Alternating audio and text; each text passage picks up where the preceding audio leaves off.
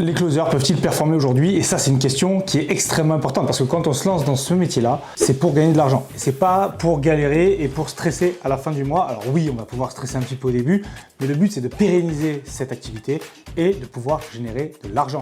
Il y a 3 astuces principales que je détecte aujourd'hui et qui font que la plupart des closers ne réussissent pas. Et je vais vous les expliquer dans cette vidéo. Salut à toi et bienvenue dans cette vidéo. J'espère que tu vas bien, que tu es en forme. Ça fait un petit moment que j'ai pas posté de vidéo et bah oui, aujourd'hui, je reprends. Et j'espère que tu vas être content et satisfait de cette vidéo parce que c'est une de plus que tu vas pouvoir ajouter dans ton catalogue. Et je te demanderai de t'abonner, de cliquer sur la petite cloche afin de recevoir les nouvelles notifications et de pouvoir être informé dès que je sortirai une nouvelle vidéo. Cela étant dit, on passe à la vidéo. C'est parti. Donc, dans ces 3 astuces que je vais vous présenter, la première et la principale, la première astuce, ça va être de former, de continuer de te former. Pourquoi? Parce que je vois énormément de closers qui ont acheté une formation et qui arrêtent de se former tout simplement parce qu'ils n'ont plus de coaching ou parce qu'ils sont en coaching de groupe et que les coachings de groupe, c'est pas forcément l'endroit où tu vas pouvoir performer le plus et où tu vas pouvoir être le plus à l'aise. On va pas pouvoir travailler sur ton closing et ça, c'est malheureux parce qu'aujourd'hui, c'est le plus important. Si tu souhaites rejoindre un accompagnement où tu as du coaching en privé, clique dans la description de cette vidéo et tu pourras éventuellement rejoindre mon accompagnement si ça t'intéresse. Tu vas devoir te former, continuer ta formation, voir d'autres façons de travailler qui peuvent être intéressantes pour toi, mais surtout avoir un cadre et avoir quelqu'un qui te suit et qui t'accompagne.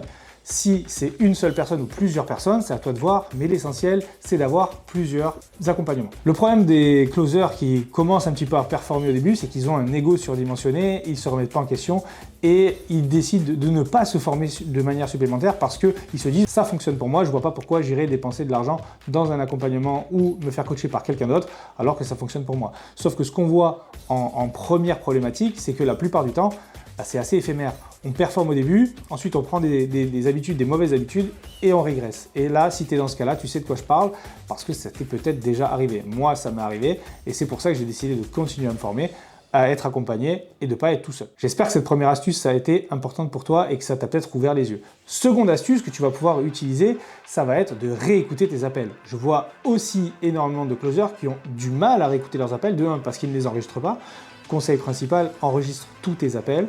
Deuxième conseil principal, en fin de journée, essaie de réécouter l'appel qui t'a posé le problème en mettant de côté ton ego et en essayant de regarder et d'écouter ton appel d'un point de vue extérieur. Ça va te permettre de pouvoir donner un aspect critique à ton call et de pouvoir t'aider toi-même à performer et à aller chercher plus de résultats. L'écoute de call, c'est extrêmement important parce que si tu n'écoutes pas tes appels, tu ne peux pas voir les problèmes que tu as. Donc par exemple les tocs verbaux, tu ne vas pas voir aussi les gestes parasites que tu pourras avoir, les mains devant la bouche, les positions, ton positionnement. Tout ça, ça va poser un problème sur le moyen long terme puisque tu vas accentuer ces problèmes-là, tu ne vas pas les voir, tu ne vas pas les gérer et tu ne comprendras pas pourquoi est-ce que tu performes moins.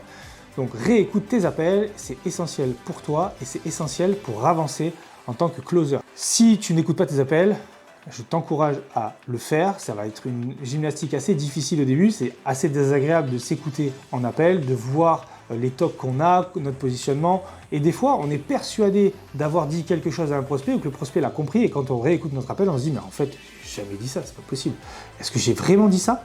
Et oui, et c'est ça qui est très très important. Et c'est pourquoi tu dois réécouter tes appels. Extrêmement important.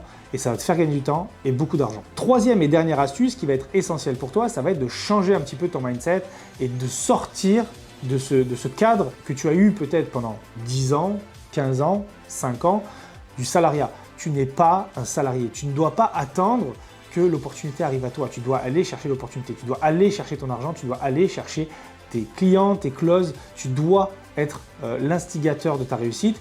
Et je vois beaucoup de personnes qui attendent que ça arrive, qui attendent de l'aide, qui attendent qu'on fasse les choses à leur place. Sauf que, dis-toi une chose, personne ne t'aidera dans ce monde. Personne ne t'aidera dans ce putain de monde et encore moins dans l'entrepreneuriat. Personne. Et encore moins l'État. Si tu cherches à avoir plus de résultats, je t'encourage à vraiment changer, switcher ton mindset et aller chercher une mentalité d'entrepreneur. Quelqu'un qui se lève le matin en se disant « je vais bouffer cette journée, je vais aller me lever, je vais aller chercher des clients ». Parce qu'il y a énormément de closers qui ne trouvent pas de clients. Mais pourquoi est-ce qu'ils ne trouvent pas de clients? Tout simplement parce qu'ils ne cherchent pas. Ils ne savent pas se vendre et ils n'utilisent pas les bonnes méthodes pour réussir. Si déjà tu as aimé cette vidéo, si tu as compris que tu avais 1, 2 ou des 3 points sur lesquels tu n'étais pas en phase. C'est peut-être pour ça que tu ne performes pas aujourd'hui. Si tu décides de te lancer dans ce métier-là, c'est un métier magnifique, mais ne crois pas que ça va être une partie de plaisir au début, ça va pas être super facile, il y aura du travail et il faut bosser les gars, il faut bosser, c'est essentiel.